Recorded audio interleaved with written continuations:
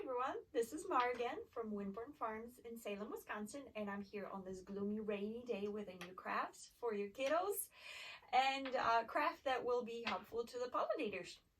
We have mason bee houses. Mason bees are amazing pollinators. They are solitary bees. They are a little smaller than a honeybee and they don't sting. And because they're amazing pollinators, they're a wonderful insect to have around in your garden. And you can order mason bees as well as leafcutter bees that could use this house as well and have them shipped over to you. But chances are that if you have a welcoming environment with native plants and staggered bloom times in your garden, the mason bees will just move in and hopefully find your house. So come on in. All right, so what you need first is to find a container that we're going to use to build this house. You can use just about anything that is sturdy and protective and won't fall apart right away. So you can use a carton for milk or juice. You can use can. You can use a container, you know, from coffee, like a plastic container from coffee. Just whatever you have laying around. And you will also need the materials that the tubes are made of. So you can, again, use a variety of things. We have cardstock. I have cardboard beverage 6-packs that I kind of took apart. We have rolls from paper towels, toilet paper. Then you can use, I have some butcher paper that might also work. It's a little soft, but that might be a little easier for the little ones to roll. And I also have some reeds that I have on my farm. So if you have access to those are great as well. Extra things that you will need is scissors and tape.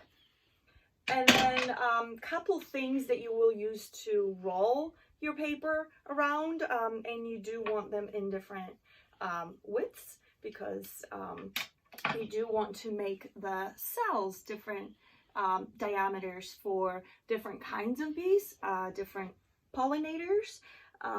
So even in mason bees, the males are smaller than the females, so they'll prefer the smaller openings, and then the female will prefer the bigger openings. So you do want to kind of mix it up and have different diameters of the tubes available for them. So here's how you make them.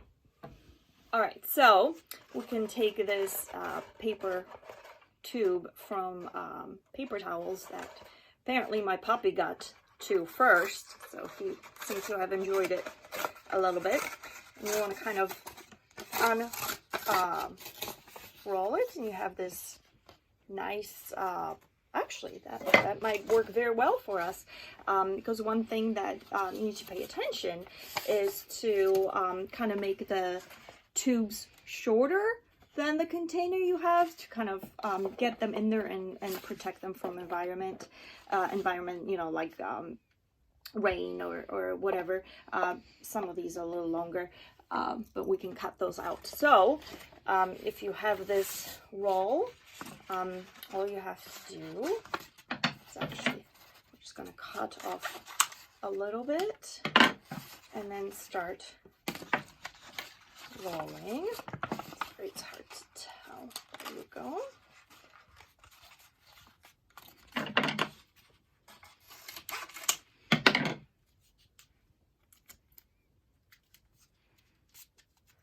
Okay. And there you go. Snip it off and just kind of place that in there. I had another roll that I started that was a little thicker. So again, just kind of cut the edge.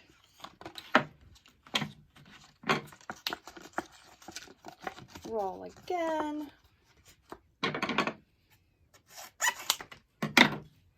And tape. Easy breezy. Even the little ones can do this. You might need a little help holding things down, but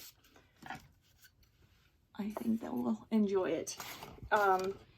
Then we have the reeds. Again, we want to make it a little shorter than the container.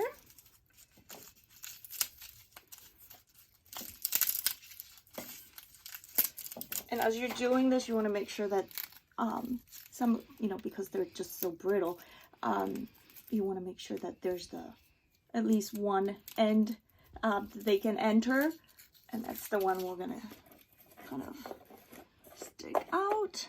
Okay, then what else we have? We have some butcher paper that might be a little easier for the little ones, so you can use a pencil. And again, you're just kind of rolling. Okay.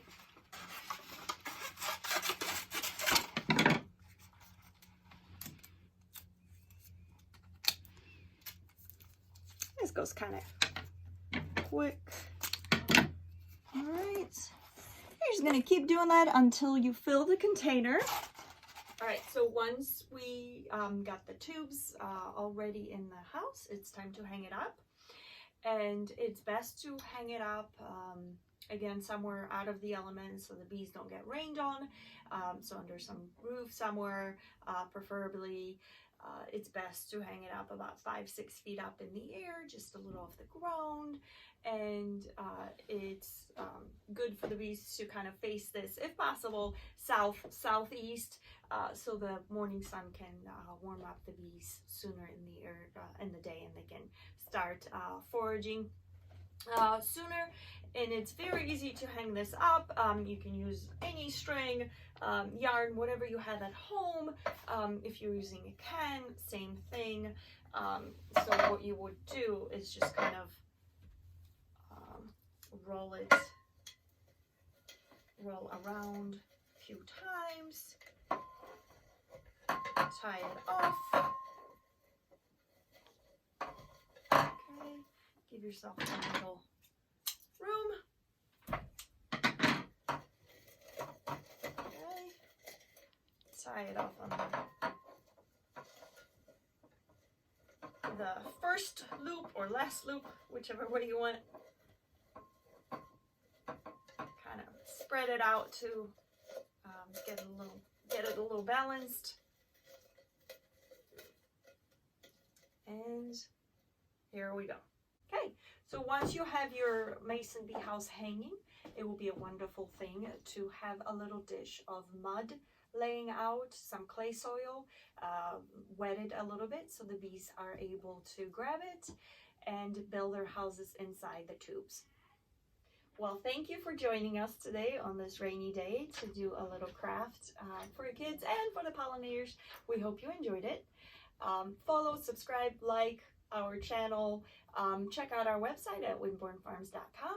We're also on Facebook and Instagram at Windborne Farms. Feel free to send us any comments or questions, or anything else that you might want to see here on this channel, maybe a different craft. I'm happy to get that going for you.